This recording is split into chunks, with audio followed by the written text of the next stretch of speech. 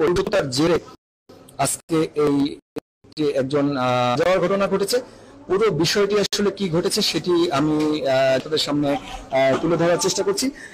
ভাইয়া, একটু কষ্ট হলেও আমাদেরকে একটু বলুন প্লিজ যে আসলে কি ঘটেছে বা কিভাবে কি হয়েছে, আপনি একটু আমাদেরকে একটু বলুন প্লিজ যে কিভাবে কি ঘটনাটা ঘটেছে। কলা গাছ লাগাইছে আমার বাবা, সে জায়গায় কলা গাছ তারা ভাঙ্গে ফেলাইছে সব।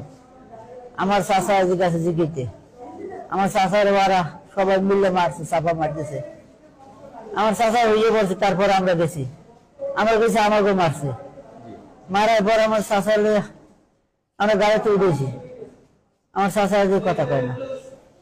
ফের আমার চাষা লিয়ে আমরা সবাই হসপিটালে চলে আসছি। মারা গেছে বলতে কি, মানে কিভাবে কি দিয়ে মারছে বা কারা মারছে? আমার বিরুদ্ধে পথে, আমাদের বাড়ির পাশেই তারা তারা মারছে। বলেন কারা? তার নাম একজন নাম হাবিল পেদা, আর ভাই জিয়া পেদা, মহিন, সাব্বির,